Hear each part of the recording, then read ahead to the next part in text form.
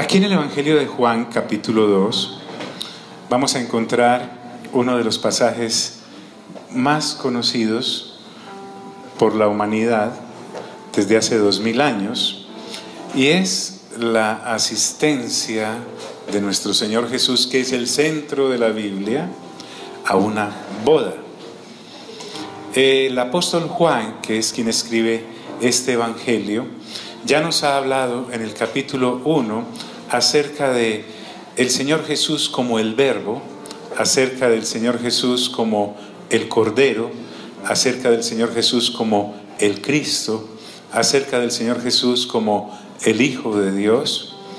Lo vimos como tiene la interacción inicial con sus primeros discípulos, como además Juan el Bautista, que es quien lo anuncia, lo identifica y traza el sendero por donde el Señor Jesús, después de haberlo allanado Juan el Bautista, caminará. Él viene preparando el camino para la llegada del Mesías.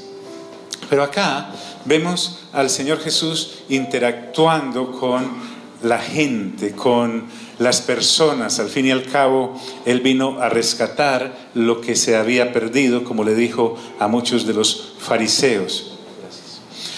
Entonces, aquí en el tercer día de su accionar, porque ya Juan nos enumeró qué pasó en los primeros dos, dice la Escritura que al tercer día se hicieron unas bodas en Caná de Galilea y estaba allí la madre de Jesús. Este lugar a donde Jesús es invitado está cerca a su pueblo, a Nazaret. Sin embargo, el énfasis que hacen sobre María es mirar lo importante que era María en esa sociedad, porque al mencionarla como invitada especial a las bodas, muestra su preferencia, la de los que la invitaron, para que ella estuviera en ese lugar. Lo primero que usted hace en una boda cuando lo invitan es: ¿y a quién más qué? Invitaron. A veces no le importa mucho ni quién se va a casar, sino quiénes van a ir. Cosas de la gente desde hace 2000 años. Entonces está allí la madre de Jesús. Quiero que se traslade a esa boda o traiga la boda acá, pero métase en el asunto. También dice Juan, que es muy detallado en cuanto a los invitados, que fueron invitados a las bodas. ¿Quién? ¿A quién le invitaron? A Jesús. ¿Y a quién? Y a sus discípulos. Jesús no es como algunos creyentes quisquillosos que dicen: allá yo no voy. Hay gente que no es creyente. Precisamente donde hay gente que no es creyente es que hay que ir. El Señor Jesús rompe cualquier parámetro religioso que aún creyentes que se dicen cristianos, posiblemente nacidos de nuevo, han metido en su cabeza estructuras humanas que les prohíben juntarse con la gente, cuando Jesús lo que nos invita es a juntarnos con la gente. Mira al de lado, dígale: ay, ay, ay. O sea, con la gente hay que estar. Ese creyente ermitaño que no se relaciona con los demás tiene un problema gravísimo, y es que precisamente el Señor Jesús nos hizo pescadores ¿de qué? De gente. Entonces el lago nuestro es la humanidad. ¿Dónde? Donde nos la pongan. Entonces estaba Jesús allí. Además invitó, esta pareja invitó ¿a quiénes? A los discípulos de Jesús. Mínimo, pongámosle entonces los 5 que vimos en el primer capítulo, pero supongamos que ya estaban todos los 12. Cuando usted invite al Señor Jesús a algo, échele más agua a ese sancocho, porque llega mínimo con 12. Entonces fueron invitados a las bodas Jesús y sus discípulos. Juan va rápido. Quiero recordarte que el trabajo de Juan, el evangelista, es exaltar al Cristo de Dios. Y en cualquier lugar que el Señor Jesús es colocado, en cualquier situación donde tú y yo lo encontremos, Él no deja de ser el Señor Jesús. Él es Dios, Él es el Hijo de Dios, Él es Dios encarnado. Acabamos de cantar en nuestra última canción: a Él sea la gloria, porque todo fue hecho por medio de Él. ¿Y para quién? Y para Él. Cae de perlas, porque eso dice Colosenses capítulo 1, y eso dice Juan capítulo 1. Todo esto gira en torno al Señor Jesús. Aquí en la boda todo va a girar en torno al Señor Jesús. Hay novios, claro, los estamos casando, pero el centro del asunto es el Señor Jesús. Está la madre de Jesús, lógico, los discípulos también, los demás invitados, sí, pero necesitamos mirar con lupa el accionar de Él. En tu vida, tú y yo debemos estar en torno a Jesús. No es Jesús en torno a nosotros. Él viene a que nosotros seamos como Él. Él no viene a hacerse como nosotros. ¿Me hago entender en eso? Él es Dios, por mucha confianza que nos haya brindado, Él es Dios. Diga conmigo, Jesús es Dios. No pierda eso de vista en esta boda. Como en todas las situaciones de la existencia humana, algún problema siempre habrá. En este caso no fue que a la novia se le rompió el vestido, que el caballo se le murió al novio yendo a la ceremonia. Nada de eso pasó. Pasó algo más grave. ¿Se les acabó qué? Diga conmigo, el vino. Entonces, en una boda, esto equivale a una tragedia. Y vayamos que ninguno era abstemio, porque se acabó no fue porque los cántaros se quebraron, se acabó porque se lo tomaron. Usualmente las bodas allí no son como las nuestras, que entre más rápido se vayan los invitados mejor. Estas eran bodas de 2 o 3 días y había que tener comida y vino para toda la gente que se invitó. Entonces hay un refrán entre los judíos que dice: donde no hay vino, no hay alegría. Así dice, donde no hay vino, no hay alegría, porque el vino despierta el alma, la desinhibe en pequeñas cantidades. Pero esta gente no tenía ese tapón. Y faltando el vino, la madre de Jesús le dijo: no tienen ¿qué? Vino. Entonces, el Señor Jesús recibe esta información de parte de María. Él y sus discípulos debieron haber notado desde hace rato que las copas dejaron de llenarse, pero ella viene y le dice: hijo, no tienen vino. Él le pudo haber respondido: vaya, compren más. Discípulos, no tenemos pues una bolsa. Dice la Escritura en el Evangelio de Juan, ustedes y yo vamos a ver en el capítulo 11 y en el 12 que ahí había una bolsa y bien jugosa. Pudieron haber mandado a comprar vino. Tal vez su mamá le estaba diciendo: mijo, del alfolí mande por unas botellitas de vino. O tal vez podemos pensar: mire, es que ustedes son 13. Si se van sin que no se note, entonces va a rendir más el poquito que hay. O tal vez ella estaba diciendo eso porque era una mesa grande, seguramente, para que todos oyeran y se metieran la mano al bolsillo. Quiero que aquí hagamos un alto. ¿Cuántos tenemos necesidades? Sinceros. Muy bien. Vamos a ver acá, entre todas las cosas que vamos a ver, que hay unos principios que hemos estado hablando con quienes renovamos entendimiento. Cuando tú y yo tengamos algo que pedirle a Dios, es muy importante que tengamos en cuenta mínimo 3 asuntos que tal vez usted y yo pasamos por alto, por la forma en cómo hayamos sido discipulados, por la forma en cómo nos hayan enseñado a acercarnos a Dios, a pedirle. El primero de los asuntos, siendo otros muy importantes, pero este me llama mucho la atención: cuando usted se vaya a acercarle a Dios, a pedirle algo, cuando usted se acerque al Señor Jesús, cuando usted entre por el lado del Espíritu Santo, o usted que ya es hijo o hija, entre directamente al Padre, por favor, tenga en cuenta siempre, siempre, por favor, que Dios no le debe nada a usted. Mírale, dígale: ay, ay, ay. Oiga pues, yo debo partir de la base que Dios a mí no me debe nada, porque entramos de una manera grosera, altanera. Bueno, vine, aquí estoy yo, respóndame, esta es mi necesidad, hágale pues, que es que usted tiene el poder para hacerlo. Esa actitud es grosera, es poco gentil, es altanera. Bájese de esa nube. Mira, dígale, bájese de esa nube. Dios a mí no me debe absolutamente nada. Repítalo conmigo. Dios no me debe nada. No parta de esa base de que Dios tiene como una deuda para sostenerlo o para sostenerla o para cumplirle lo que a usted le está ocurriendo. No, eso en primer lugar. Dios no me debe nada. ¡Qué descanso! ¡Qué descanso! Porque entonces ya de plano yo entro de la manera correcta al Padre a decirle: Señor, yo sé que no me debes nada. Pero usted me dirá: John, ¿cómo así? Así se lo estoy diciendo. Pero si yo soy su hija y su hijo, sí, pero es que él te debiera algo, escúchalo bien, si ya no te hubiera dado todo. Es que el Señor Jesús es todo y el Padre decidió enviarlo porque ama tanto a la gente que envió precisamente a Jesús para que todo aquel que en él creyese no se pierda, sino que tiene vida ¿qué? Eterna.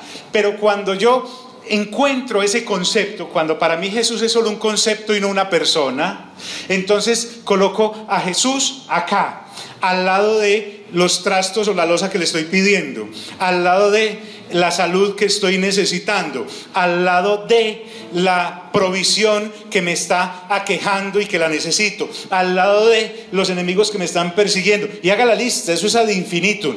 Pero entonces resulta que Dios no envía a su Hijo unigénito para que nos solucionara nuestros problemas. Él lo envió para solucionarnos el gran problema en el que estábamos, y era que la comunión con el Padre estaba rota. Entonces Él envía al Señor Jesús, que es su Hijo, como propiciación para que por gracia el puente fuese restaurado entre Dios y los hombres, y no para solucionarles cosas temporales, que vamos a ver que lo puede hacer, sino para solucionarles el asunto de la vida eterna, de la cual esta gente, como todo el ser humano que no sabe de Dios, está ignorante, porque la vida eterna no es un tema en la humanidad. En la humanidad el tema son las cosas que se han de comer, con las que se han de vestir y con las que se han de beber. La manutención, el día a día. ¿Están aquí mis amigos? ¿Aló? ¿Está aquí? ¿Cuál es el primer punto? Dios no ¿qué? No me debe nada, para que empecemos a bajarnos de esa nube en la que la religión nos coloca, de manera que cuando el Señor Jesús enseña a orar a los discípulos en el Padre Nuestro, les dice: ustedes cuando oren, oren así: Padre nuestro que estás ¿dónde? En el cielo, santificado sea ¿qué? Tu nombre, hágase tu voluntad aquí en la tierra como en el cielo. Ahí viene un poquito de añadiduras. Danos hoy nuestro pan de ¿qué? De cada día, punto. No nos dejes caer en tentación. No, wow, es que a veces me lo confundo con el rosario. Entonces, no. Perdónanos como también nosotros ¿qué? Perdonamos a los que nos ofenden. No nos dejes caer en tentación, mas líbranos del mal. Amén. Tuyo es el reino, el poder y la gloria por todos los siglos. Amén. Escuche. Primer punto, ¿cuál es? ¿Están aquí, amigos? María no se acerca a Jesús como diciéndole, no, ella le está contando una situación. Yo le puedo estar contando esa situación al Padre. Es que la comunión es correcta y es perfecta. Entonces, en segundo lugar, aténgase, porque una vez usted le presente el asunto, Dios le va a responder como a él le dé ¿qué? Su divina voluntad. Dios no le va a responder de acuerdo con: Señor, aquí vengo, el milagro que necesito es este, de tal estatura, que pese tanto, de ojos azulitos, que sea blanquito, que sea más o menos trigueñito, que tenga 4 ruedas. No. Usted le presenta, hijo, no tienen ¿qué? Vino, punto. Que no tienen vino. Usted entra con la situación a Dios y Dios le va a responder si quiere.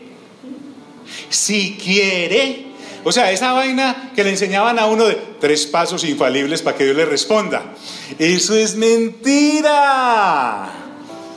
¿Por qué? Porque Dios recibe, si lo podemos llamar así, tu petición, pero te va a responder como a Él le provoque, en el tiempo que a Él le provoque y si a Él le provoca. Además, no te va a responder caprichos, sino que te va a entregar lo que necesitas. Y muchas veces no es lo que le estamos pidiendo.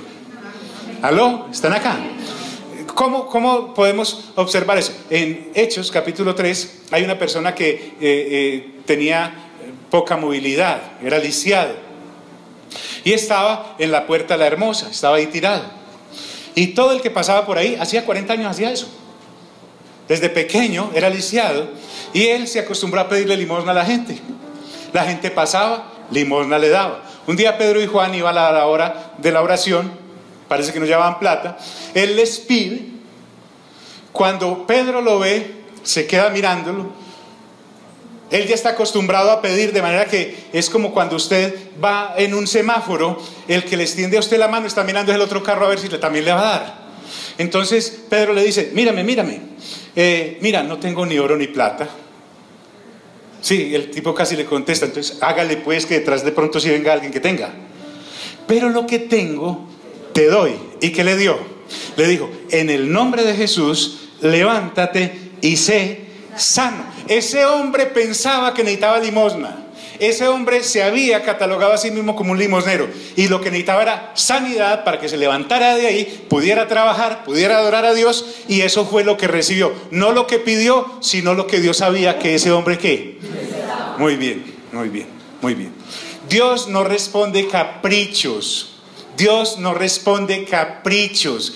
Créame, Dios no responde caprichos. A esta altura de la revelación, Dios no está para responder caprichos. Dios es para darnos provisión en cualquier área para que cumplamos su perfecta voluntad, no la nuestra.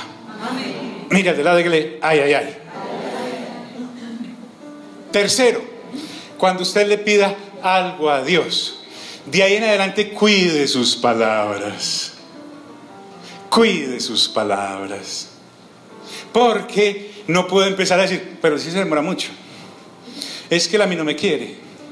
No, debe estar ocupado con la situación del país de enseguida, que está más agitada que la de acá.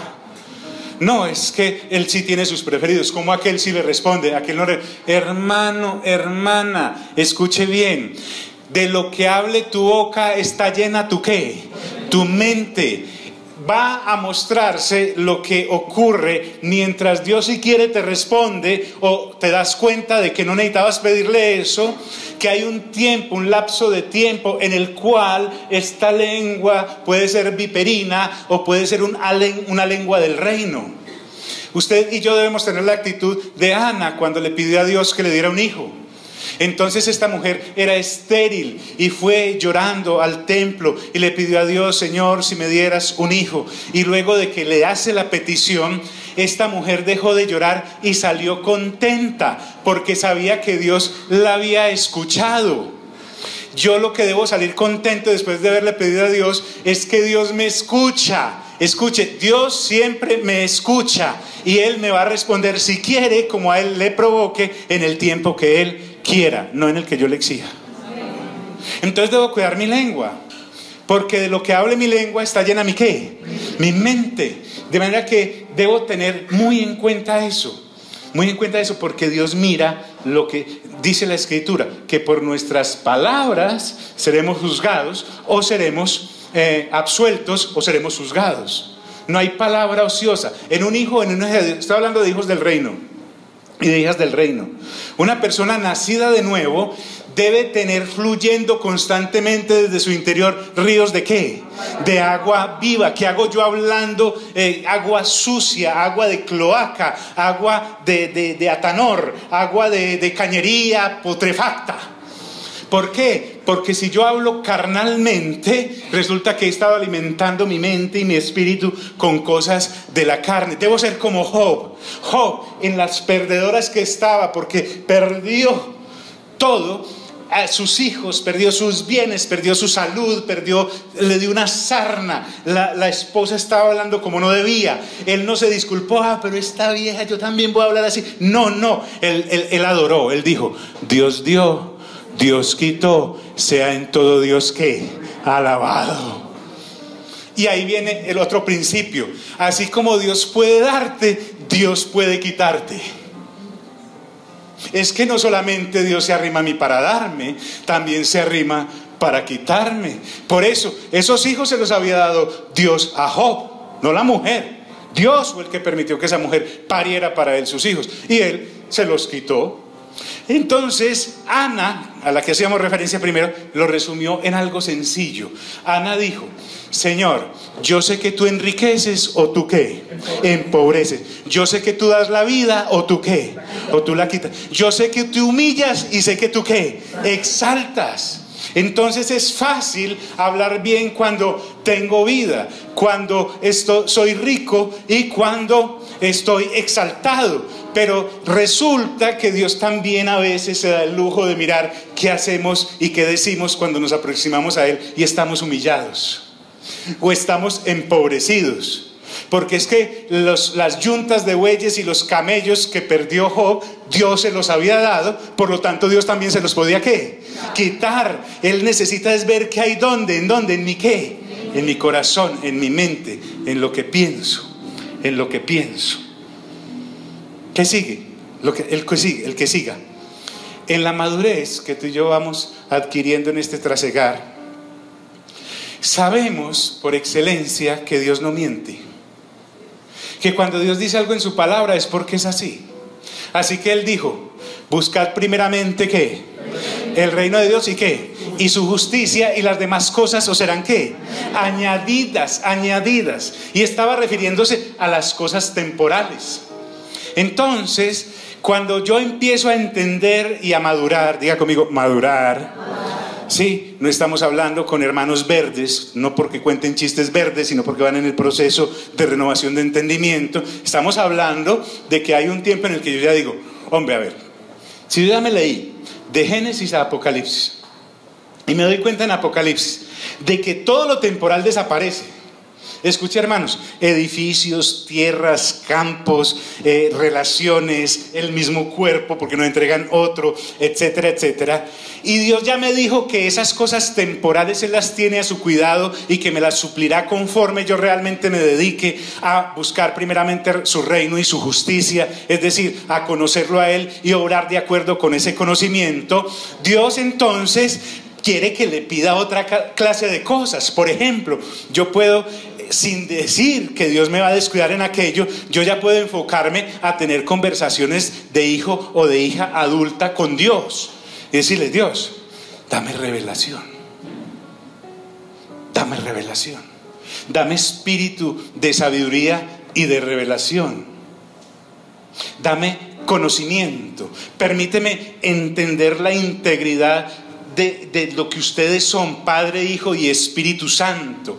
Yo quiero ver las cosas como tú las ves. Yo quiero, ya que sé cuál es el final, porque Apocalipsis nos muestra cuál es el final y ganamos, esto temporal que tanto me aflige pasa no a segundo plano sino a último plano. ¿Por qué? Sea como sea que me vaya acá, bien o mal, si soy rico o pobre, si Dios me exalta o me humilla, si Dios me mata o me da la vida, pase lo que pase en esto temporal, en lo eterno salgo ganando. Mira al de lado, dígale: tremendo. Cambia completamente la perspectiva de la oración.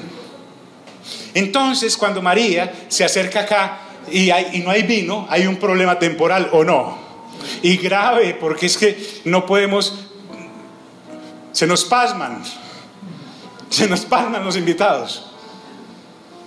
Entonces Jesús le responde, y no piense que fue grosero, le dice: ¿qué tienes conmigo, mujer? Aún no ha venido mi hora. Mujer, en este trato acá de los orientales, es algo respetuoso. Le está diciendo: ¿qué tienes conmigo? Lo que prácticamente le contesta es: ¿y qué vamos a hacer? Esta no es mi misión. Yo he venido para que la gente tenga ¿qué? Vida, y vida ¿en qué? En abundancia. Yo he venido para que la gente tenga resurrección. Yo he venido para que la gente conozca que al final de los tiempos hay 7 sellos que yo voy a romper, 7 trompetas que van a sonar, 7 copas que se van a derramar. Vengo a hablarles de que hay un milenio en el que voy a establecer un gobierno en la tierra durante 1000 años. Lo que pasa es que uno pasa por ahí corriendo, pero son 1000 años en que las cosas van a funcionar bien. Las carreteras sí se van a hacer, los puentes no se van a caer, la plata sí va a llegar a donde tiene que llegar, porque el que está gobernando es Él, soy yo. Además, tengo que contarles que ese archienemigo que les ha hecho creer que es súper poderoso termina en un lago de fuego y de azufre con la muerte y el Hades y todos los que no estén inscritos en el libro de la vida, que a propósito yo manejo. No ha venido mi hora, es decir, lo que yo vengo a hacer para que me vengan a salir ahora, que lo que necesitan es unas copas de vino. Mi propósito es la redención. Mi propósito es ir a la cruz del Calvario en favor de todos ustedes, derramar mi sangre preciosa, morir, que yo nunca he muerto y tengo que imaginarme cómo es eso de morirse, porque vengo a darle gusto a mi Padre Celestial, para que ellos aprendan también a ser hijos e hijas que le den gusto al Padre Celestial y no un papá que ellos creen que le está dando todas las cosas de acuerdo con sus caprichos. ¿Están aquí mis amigos? Aún no ha llegado mi hora, mujer. En eso se resume, él no fue grosero, él sabía quién era y sabía a qué venía. Pero María, una mujer respetuosa de todo el asunto, hace lo que todo creyente debe hacer. Mejor dicho, María resumió en un versículo lo que yo les acabo de decir en media hora. Ella le dijo a los que servían, les dijo: hagan lo que lo que Él les diga. Cuando yo me atrevo a ir al trono de Dios, es para hacer lo que Él me diga, no para que Él haga lo que yo le diga. Por eso es que hay gente que no ora, porque sabe que muchas veces va donde Dios y en lo temporal sale perdiendo, pocas veces sale uno ganando, porque Dios no necesita mandarme más cosas para hacerme esclavo de lo temporal, sino que necesita demostrarme que solo teniéndolo a Él es más que suficiente para esta vida y para la otra. Así que la situación en la que esté está bien mientras esté con mi buen Señor. John, ¿por qué dice eso? Pues porque así es. Hagan lo que Él les diga. María sabía que si alguien podía hacer algo al respecto, era Jesús. Era Jesús. Porque ella sabía cómo lo había tenido. No fue con José. María no está pensando a esta altura en que el Señor ya camina y sale solo y va a fiestas con amigos. Sería que tuve como un sueño, una pesadilla. Hace 30 años no se me apareció un ángel. Sería alguien que se disfrazó de ángel. No, ella sabía muy bien que había sido visitada por el Espíritu Santo y de su vientre había salido el cuerpo que se necesitaba entregarle a Dios para que se encarnara y transitara por este planeta, porque Él venía a cumplir una misión. Ella sabía que si alguien podía hacer algo en lo grande o en lo pequeño, siempre es Dios. Esa es la otra cosa. Para Dios no hay nada demasiado grande o nada demasiado pequeño. Para Dios solo existe el placer, digámoslo así, del Señor Jesús, de que en todo lo que haga el Padre sea glorificado. Esa es la otra cosa, para que anoten, no sé en cuál voy ya. Y es que en lo que Dios te da es para glorificar a Dios, no para mancebar tu carne y hacerla engordar. ¿Estamos aquí, mis amigos? Es para glorificar, diga conmigo, para glorificar a Dios. A Dios lo que es de Dios. Punto. Entonces María sabía que si alguien podía hacer algo al respecto, era su hijo. Y ocurre el milagro tan sonado. A propósito, es la señal de partida. Es la primera señal que hay en el Evangelio, si se suma a las otras que hay. Él está sembrando un mojón, está marcando un hito para mostrarle que el que llegó es el que es. Y Él entra a la vida de esta gente. Y dice: y había allí 6 tinajas de piedra para agua, conforme al rito de la purificación de los judíos, en cada una de las cuales cabían 2 o 3 cántaros. Eso quiere decir que había de 37 a 103 litros que cabían en cada uno de esos cántaros, y las usaban era para el agua que se usaba para lavar los pies. Ellos no metían los pies allá, pero ellos sacaban el agua ahí para que cada invitado que llegara pues no ensuciara el tapete. Y entonces había unos siervos, unos esclavos que le lavaban los pies a la gente. Una vez lavado, pase. Una vez lavado, pase. Entonces estaban, a propósito, vacíos, porque seguramente las habían usado. Era tanta la gente, escuche bien, es que estamos hablando de ¿cuántos? ¿Aló? ¿Cuántos qué? ¿Cuántas? 6 tinajas. Y en cada tinaja que había una tremenda cantidad de agua. Entonces, aquí me está hablando el Señor algo, me está diciendo que Él no viene a cumplir ritos, Él viene a traer el nuevo pacto. Por eso les dije, el asunto no es la boda y los muchachos que van a casar. El asunto no es el vino que va a aparecer y se van a tomar. El asunto es que Jesús está en ese lugar para marcar entre aquellos a los cuales se les había entregado el primer pacto, que Él estaba en una situación diferente y les venía a traer el nuevo pacto. Había entonces allí 6 tinajas. Era una cantidad tremenda de vino. Algunos dirán, qué desperdicio. Dios no conoce esa palabra. Nada de lo que Él hace es desperdicio, todo lo que Él hace es grande. Miren que no hace una montaña, hace 3 cordilleras que atraviesan toda esta parte de la tierra. Él no hace un lago, hace muchos y no los hace pequeños. Él no hace un mar, hace varios. Él no hace una montaña. Todo lo de Dios es grande y es enorme. ¿Están aquí mis amigos? Dios no tiene problema con la cantidad. No lleguemos allá pensando que Dios, ay no, con que me dé media de vino. No, usted preséntele a Dios la situación y Él le responde de acuerdo con la condición de Él, no de la premura suya. Mírese, dígale, ¿qué te parece? Entonces el Señor Jesús se da como cuenta de que sí ha llegado su hora de empezar a hacer señales y escoge esa boda. Y le dice, llenad estas tinajas de agua. Y las llenaron ¿hasta dónde? Hasta arriba. Prácticamente el Señor Jesús es como la gente amplia que dice, pues ya entrados en gastos, procedamos. El Señor toma lo poco que hay en nuestra vida y trata de meter todo lo grande de Él en nuestras pequeñas tinajas que a nosotros nos parecen grandes. Imagínate uno queriendo impresionar, qué vergüenza. Pero por favor, ¿cuándo? ¿Qué lo puede impresionar a Dios? Una gran idea. Eureka, tuve una idea, Señor. Y como que Dios diga, wow, qué idea, a mí jamás se me había ocurrido. No, eso no ocurre. No, Jesús les dijo, llenad las tinajas de agua y las llenaron. ¿Hasta dónde? ¿Hasta dónde? Hasta arriba. Lo que está también hablando acá es que el antiguo pacto era solo agua, solo lavaba, pero no quitaba todo. Insípida, el agua es muy buena, pero es insípida, no tiene sabor. El antiguo pacto es eso, porque el antiguo pacto fue dado, según Pablo, para que la gente se diera cuenta que había nacido bajo pecado y cometía pecados, y que la paga de ese pecado era la muerte. El antiguo pacto se caracterizaba por usar agua para todo, para lavar los platos, y si no lo lavaban, pecado; para lavar los pies, y si no lo lavaban, pecado; para lavarse las manos, y si no lo lavaban, pecado. Todo era purificado con agua, pero esa agua no era el agua que salta para vida eterna, que solo puede traer el Señor Jesús. Entonces les dijo, sacad ahora y llevadlo al maestresala, y se lo llevaron, el jefe de banquetes, al que contrataron estos novios. Todo milagro puede pasar por un escrutinio, es probatorio.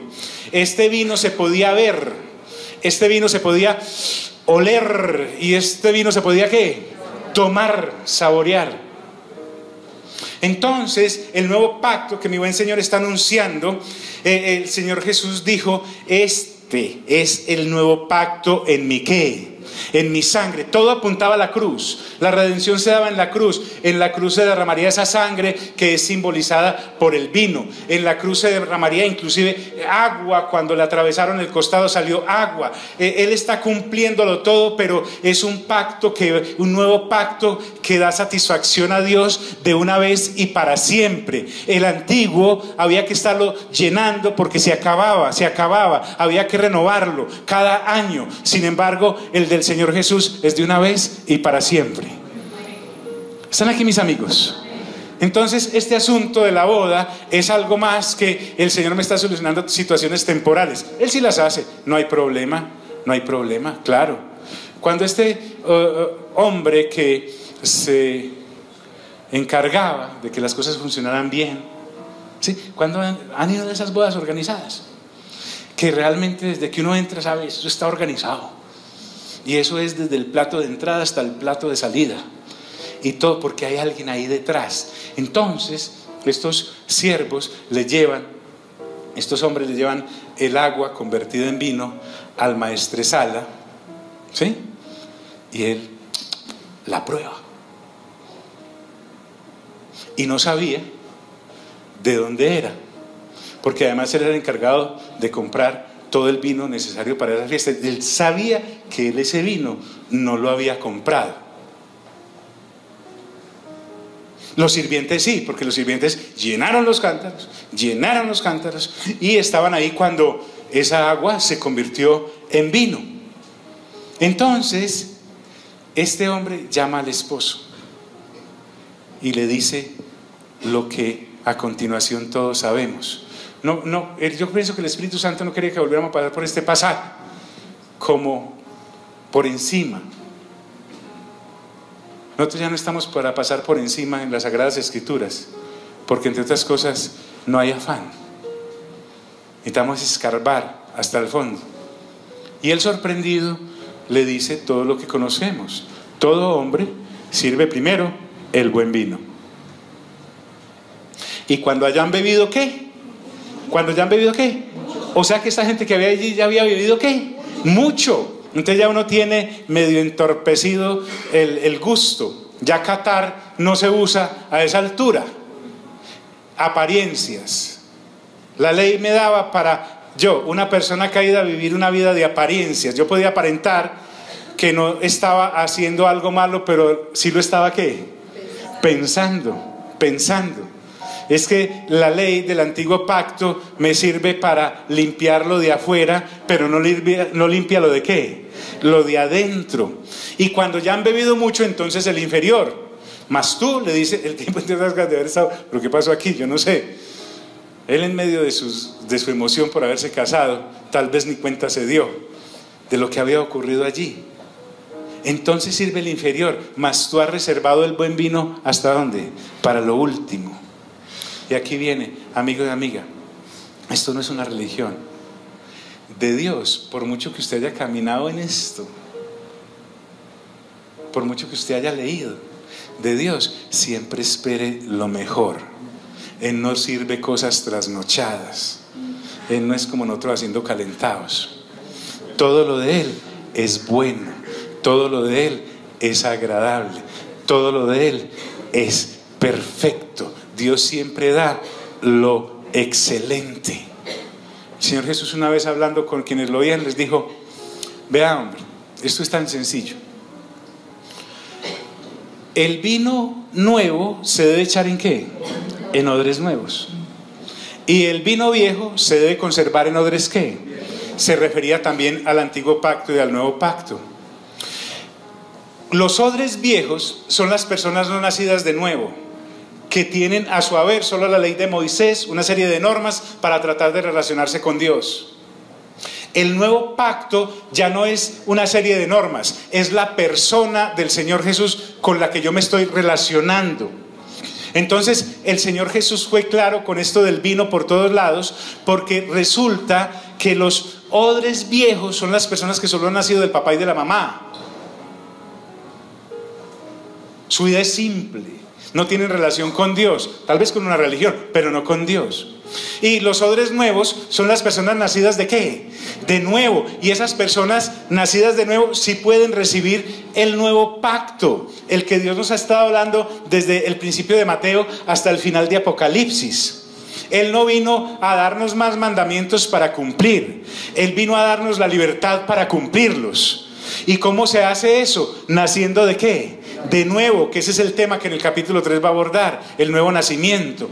Entonces, ¿qué ocurre? Si yo coloco este nuevo pacto, que es el pacto nuevo que ha traído el Señor Jesús en la gracia de Dios depositada en Él, y lo coloco en una persona que no ha nacido de nuevo, se rompe el odre y se pierde el vino. Por eso mi Señor dijo: no le echen las perlas del nuevo pacto ¿a qué? A las personas que no han nacido de nuevo. Él no las estaba insultando cuando les dijo cerdo, sino que un cerdito no sabe distinguir entre una piedra vulgar y una perla hermosa. Le da lo mismo. Solo las personas nacidas de nuevo entienden y están capacitadas por el Espíritu Santo para recibir el nuevo ¿qué? Dígalo, ¿el nuevo qué? Amigos, ¿están aquí? De eso se trata todo este evangelio. Entonces él llega en una boda, y si usted lo ve finalizando Apocalipsis, la cosa termina en una boda. Se llaman las bodas del Cordero. Al Señor Jesús le fascinan las bodas. Entonces ocurre esto, y ya, cada uno va para su casa, porque dice, dice la Escritura, es el principio ¿de qué? De señales. No levantó un muerto, fíjese bien. No sanó unos leprosos, fíjese bien. Simplemente hizo algo natural en una boda con su poder sobrenatural. Los dejó a ellos con vino, todo el mundo contento, pero él comenzó sus señales. El Señor Jesús no venía aquí a fomentar la bebida. El Señor Jesús no venía aquí a montar alambiques. El Señor Jesús no venía ni siquiera a arreglar matrimonios. Él venía a dar ¿qué? Vida eterna, y a eso era lo que iba en esa cruz, a dar su vida por cada uno y cada una de los que en Él crean, porque todo aquel que cree en su nombre se les da la potestad de ser llamados hijos ¿de quién? De Dios, y es para la eternidad. Entonces, no perdamos el propósito de las señales. Las señales no son para impresionarme, ni para que la gente se impresione de lo que mucho me respalda. Realmente los milagros que Dios hace en mi vida es para que la gente crea en Dios, y yo, que ya creo, me vuelva más ferviente para Dios. Porque la gran mayoría de personas, si ustedes leen los otros evangelios, que recibieron milagros del Señor, ingratos, jamás volvieron. Una vez sanó por allá 10 leprosos y solo volvió un samaritano. El Señor Jesús se dio cuenta de eso y dice, ¿viste? No fueron 10 los que sané. ¿Dónde están pues?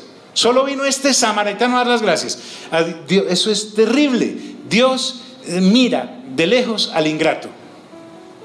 O sea, Él sabe quién viene solo por los milagros y sabe quién viene por Él como Señor. Entonces nosotros, ya creciditos en esto, debemos tener en cuenta eso. Entonces, todo acto de Jesús es la manifestación de su gloria. Realmente, yo no necesito una vida llena de milagros. Puedo tener uno solo, pero si con ese milagro Dios se glorifica en mi vida y yo sigo glorificando mi vida para Él, puedo darme por bien servido. ¿Estamos aquí, amigos? Dice además la Escritura, voy a ir un poquito rápido. Después de esto, descendieron a Cafarnaún. Él, mire quiénes se van. Él, dígale de lado, su madre, sus hermanos, o sea, los hermanos ¿de quién? De Jesús. Ay, pastor, el Señor tenía más hermanos. Ay, hermanos, ya no estamos para eso. Pues recuerde que nos estamos desatrasando, ¿cierto? Sí, estamos leyendo el Evangelio de Juan desatrasándonos. Ya sabemos que mínimo tenía 4, mínimo 2 hermanas, tenía cuñadas. Si tenía hermanas, tenía cuñados. Debe haber tenido sobrinos, porque esa gente se multiplicaban como ratones. Entonces, él, mire quiénes bajaron. Él, su madre, o sea, María, no la suya. Sus hermanos, no los hermanos de la madre y no los hermanos de él, porque si habla de su madre, está hablando de sus hermanos. Ah, pero es que los hermanos y los discípulos eran los mismos. No. Pueden haber borrado o alterado muchos versículos de la Biblia, pero no son capaces con todo. La religión no es capaz con todo. Y aquí dice, ¿y sus qué? Y sus discípulos. Había 4 grupos de personas. Él, su madre, sus hermanos y sus discípulos. Y estuvieron allí muchos días en Cafarnaún, se quedaron. Claro, ¿quién sigue caminando después de esa cantidad de vinos? Entonces, a lo que queremos hablar es de que el Señor Jesús vino con un propósito. No vino a ser un milagrero, aunque hace milagros. Tuve la tentación de pasar estos milagros de largo, pero el Espíritu Santo me dijo, no, si están ahí es porque hay que hablar de ellos. Y aquí estamos hablando de ellos. Sin embargo, había una fiesta que estaba cerca, era una fiesta de los judíos, la Pascua. Recuerden que la Pascua era lo que los judíos celebraban en honor a lo que Dios había hecho por ellos cuando la muerte de los primogénitos en Egipto, y guardaron a los primogénitos que tenían la marca de la sangre en sus postes y sus dinteles. Entonces había que ir a Jerusalén a esa clase de ritos que todavía estaban vigentes al momento. Entonces el Señor Jesús va a Jerusalén. Y quisiera que pensáramos muy bien en lo que viene a continuación.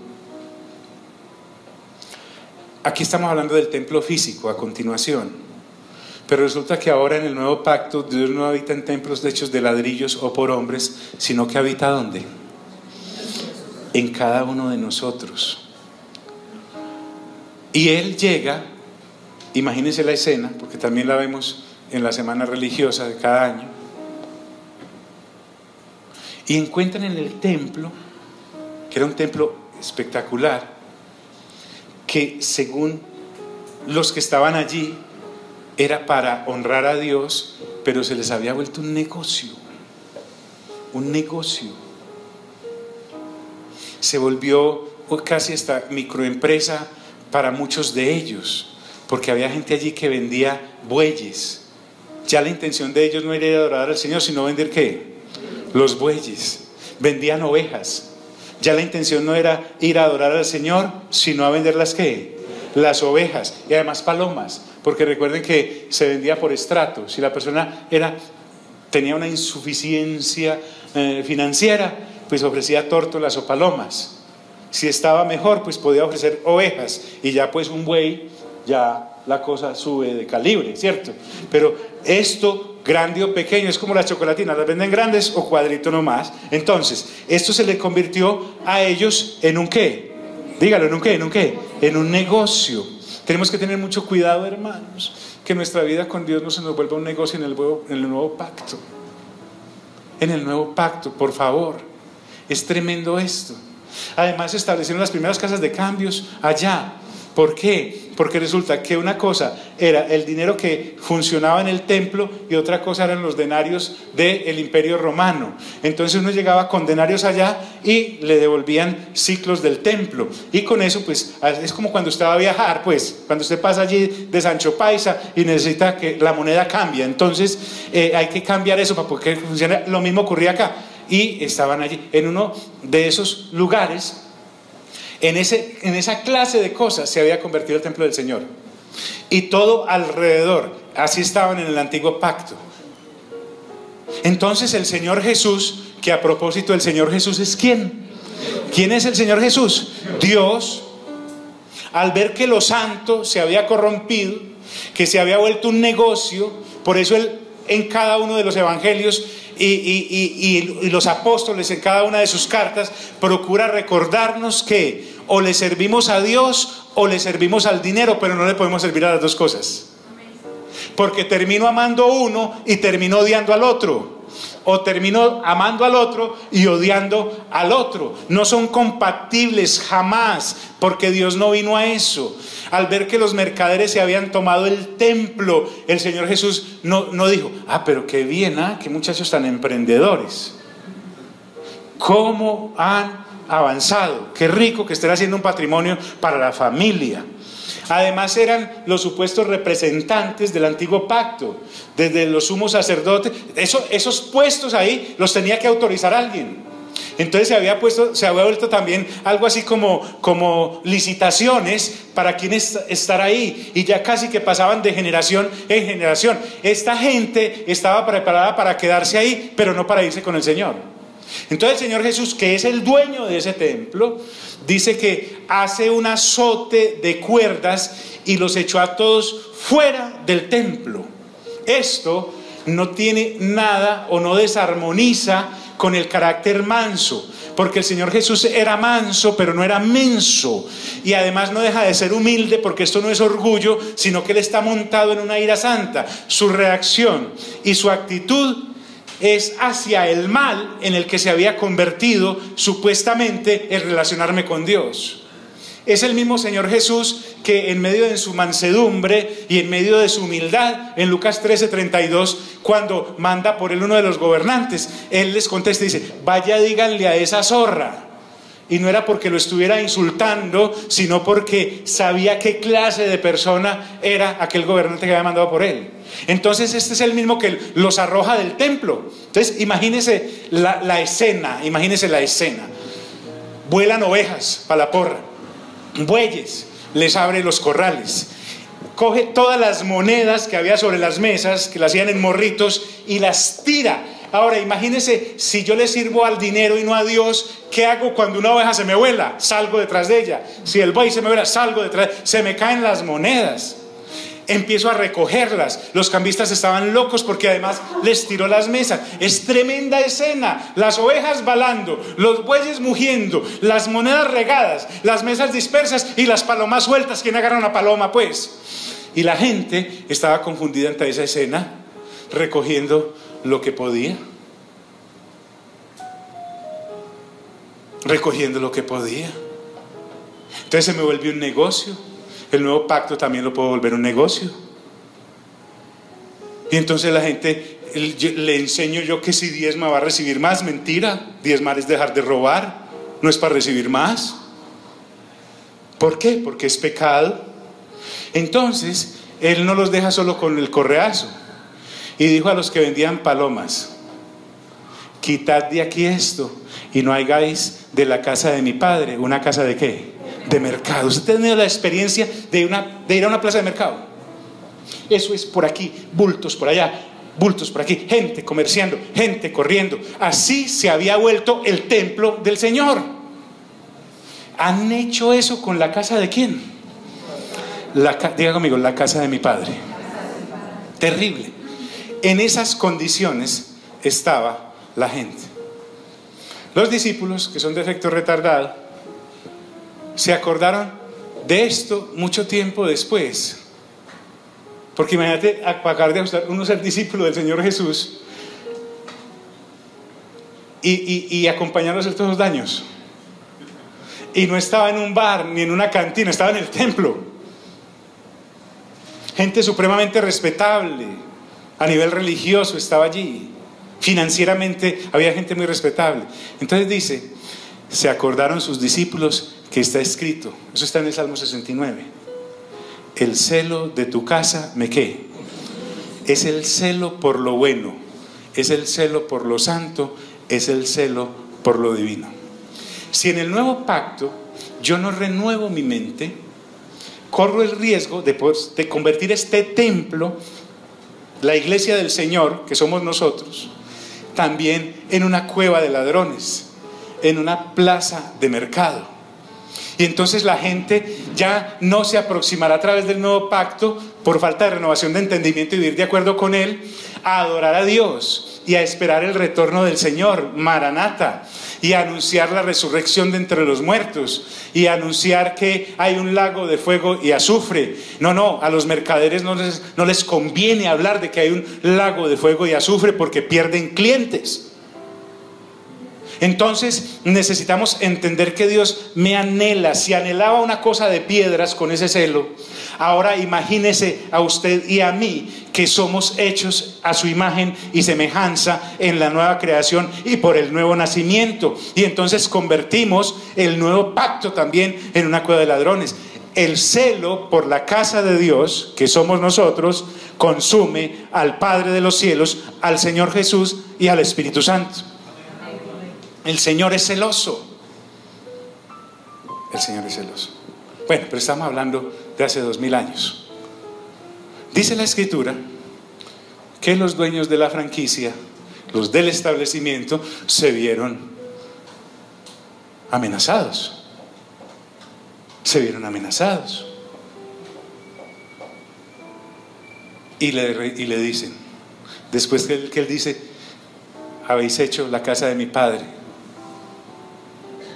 Y ellos, en vez de estar conectados y decir, uy, sí, ¿cuándo nos volvió a nosotros esto?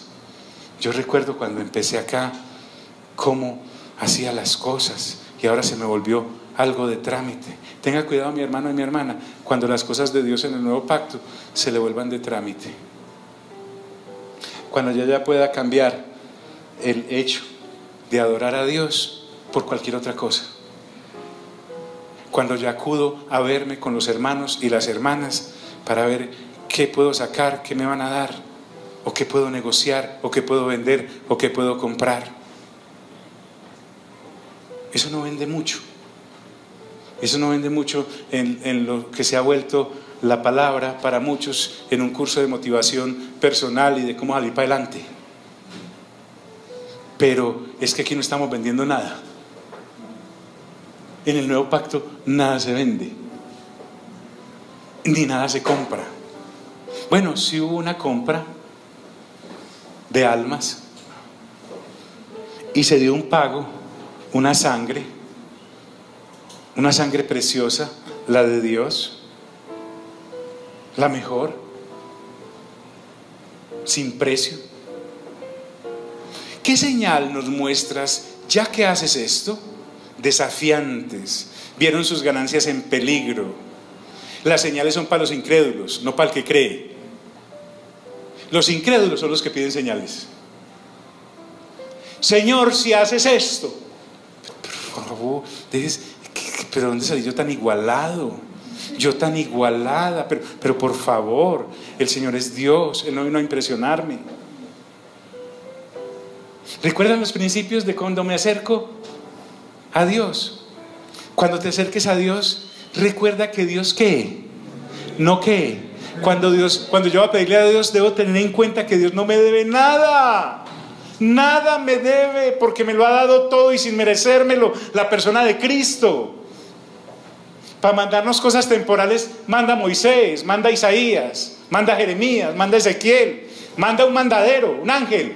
Pero Él venir a traer cositas, no, Él viene a traerse Él y a llevarnos con Él para la eternidad. Es más, Él no vino a que nos quedáramos acá. Él dijo, en la casa de mi Padre muchas moradas hay. Les conviene que yo me vaya porque voy a prepararles morada. Y uno diciéndole acá que me cambie las cortinas. Perdón. O ¿qué? No, la bicicleta. Los suyos son cortinas. El del otro, cosas. ¿Está mal eso? No.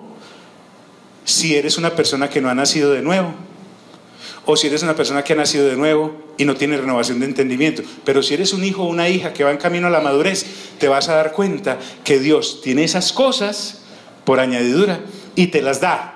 Pero Él quiere que te ocupes en su reino y en su justicia. Entre más camines y corras detrás de las cosas, más te alejas de Dios. Te distingues delante de Dios por qué clase de cosas hablas con Él. Mi hermano, ahora no vaya a decir, ay, ¿quién le sopló a este que yo estaba cambiando cortinas? Nadie. Pude haberlo puesto con persianas, con pasamanos, con bicicletas. No se trata de... No.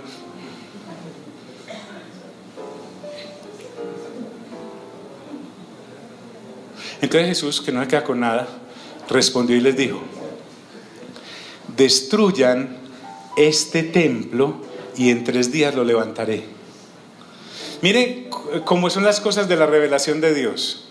Es que parece usted hablando en cantonés con alguien que no sabe cantonés cuando está hablando de las cosas del reino y el otro está sin nacer de nuevo o pegado de las cosas de este mundo o la otra. Entonces Jesús les dice, porque están hablando del templo, y les dice, destruid este templo, se estaba señalando a Él, y en 3 días lo levantaré. Está hablando de su muerte y de su resurrección. Ese templo al que estaba señalando era su cuerpo y estaba refiriéndose a su muerte y a su resurrección. En su cuerpo se llevaría a cabo un sacrificio eterno y Él le responde a ellos es que Dios responde con la altura de Él, no con la ignorancia de uno. Y para poder salir de esa ignorancia hay que nacer de nuevo. ¿Por qué? Porque entonces los judíos que vivían en lo temporal y estaban amando, idolatrando ese templo, dijeron, en 46 años fue edificado este templo y tú en 3 días lo levantarás. ¿Sí ves? Está hablando una cosa y ellos entienden ¿qué? Otra, pero Él se las entrega. No entendieron nada.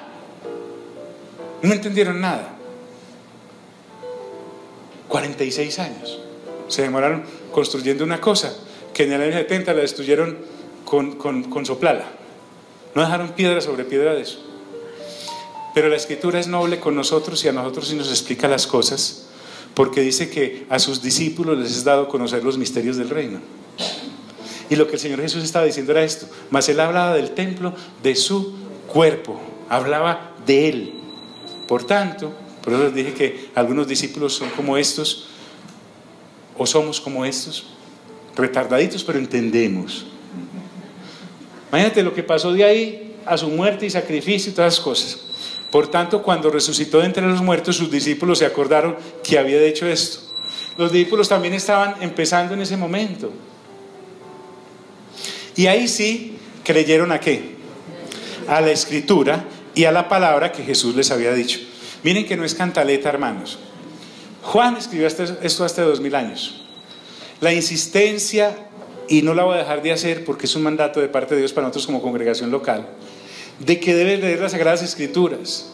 Por favor, mínimo 9 capítulos diarios. Eso no es ningún esfuerzo. Debes pegarte a la palabra del Señor Jesús, que habló a cara descubierta en el Nuevo Testamento. ¿Por qué? Porque para creer en Él debo afianzarme con la renovación del entendimiento a través de la lectura juiciosa de su palabra. Porque una fe que no esté basada en la palabra es una fe muy débil, es una fe que se resquebraja fácilmente. Entonces, esto lo había dicho el Señor Jesús en el Salmo 16. Él en el Salmo 16, cientos de años antes, había dicho: porque no dejarás mi alma en el Seol, ni permitirás que tu santo vea corrupción. Estaba hablando de que su cuerpo no pasaría por el proceso de putrefacción. Estaba hablando de que no le quebrarían un solo hueso. Estaba hablando de que resucitaría al tercer día. Pero ¿ese está dónde? ¿Dónde está? No está en el reality y veo. Sí, no está en el gym y voy. Pero hay que sacarle tiempo y mucho. Esto no es de que vaya usted, mija, que usted entiende más, o vaya usted, mijo, que usted... No. Si mi marido no quiere ir, él verá. La palabra no dice pues en Mateo 24 que en aquel gran día estarán dos en una cama, el uno será tomado y el otro será ¿qué? Yo no, por darle gusto al que se va a quedar, yo no me voy a quedar. Antes trato es de jalarlo. Estarán dos trabajando en un campo, el uno será tomado y el otro será ¿qué? Dejado. Pero ¿dónde quedó eso? Nosotros no estamos para darle gusto a relaciones que se rigen por lo caído, sino por relaciones que nacen del reino y van para vida eterna. Porque la palabra de Dios a vida eterna me lleva y a vida eterna me hace permanecer. Y creyeron la Escritura y la palabra que Jesús había dicho. Y voy a ir rápido acá. Y estando Jesús en la fiesta de Pascua, muchos creyeron en su nombre, viendo las señales que hacía. Pero Jesús mismo, y aquí es donde quiero que sepa mi hermano y mi hermana, que yo puedo confiar mucho en Jesús, pero puede que Jesús no confíe mucho en mí. Yo puedo confiar en Jesús todo lo que quiera porque Él es fiel. Él permanece ¿qué? Fiel. Pero miren lo interesante. Pero Jesús mismo no se fiaba de quiénes, ni en aquellos que estaban haciendo milagros, ni en aquellos judíos, ni aún en sus discípulos, porque le faltaba mucho pelo para el moño todavía. Pero Jesús mismo no se fiaba de ellos porque conocía a todos. Porque sabe cuando la fe nuestra fluye desde la cruz y desde lo que Él hizo ahí, o desde lo que Él puede dar para nuestras necesidades temporales. Porque una persona que no esté afianzada en lo que Jesús hizo en la cruz recibe un milagro y se pierde porque no le interesa lo eterno.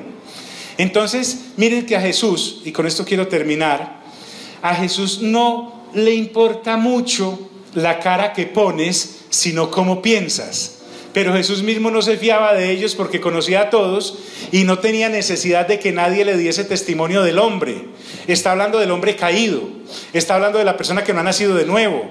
¿Por qué? Porque el hombre debe darse cuenta, el ser humano debe darse cuenta que está a solas con Dios y no tiene dónde esconderse cuando Dios ha puesto sus ojos en él.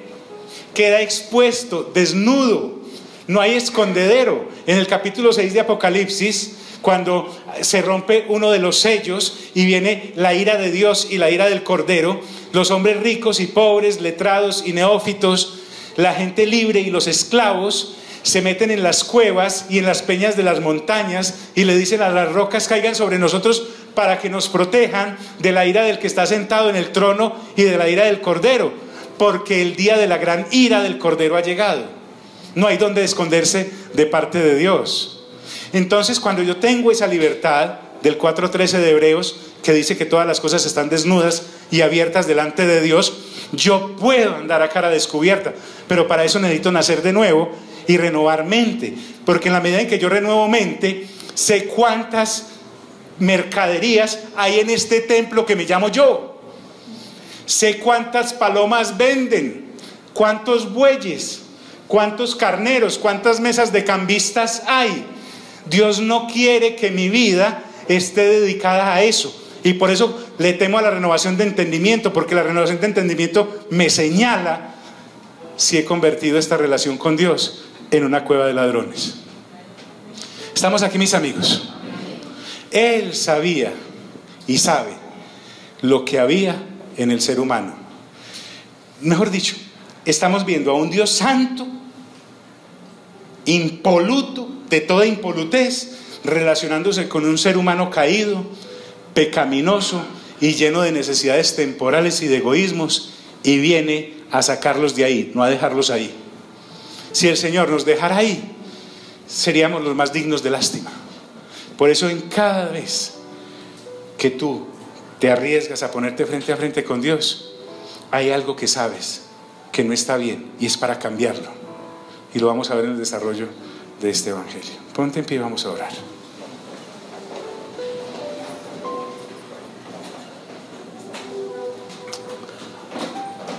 Hermano y hermana, de aquí delante de Dios, yo quiero que usted tome conciencia de que el Señor es lleno de misericordia, y por eso nos ha dejado la oración para hablar con Él, pero la palabra para examinarnos con ella, porque es como un espejo que nos muestra realmente cómo estamos, para relacionarnos con un Dios santo. Los de este antiguo pacto tenían la gran disculpa de que no habían nacido de nuevo.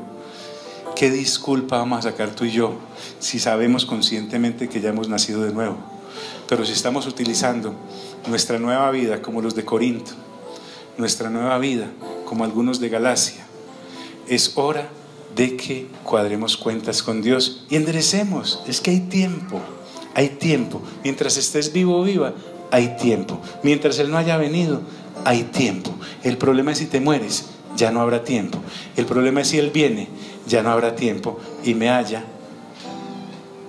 sin estar preparado para recibirlo o para irme con Él. Es así de sencillo. Padre, te damos gracias por tu palabra, que es viva y eficaz, y es cortante como espada de doble filo, y penetra hasta discernir lo que hay en mí. Gracias, Señor. No tengo dónde esconderme de tus ojos, nunca. Si esta gente del antiguo pacto no tuvo dónde esconderse, ¿dónde quedaré yo que soy del nuevo pacto, Señor? Así que gracias por tu palabra. En el nombre de Cristo Jesús. Amén y amén. Dios nos bendiga a todos.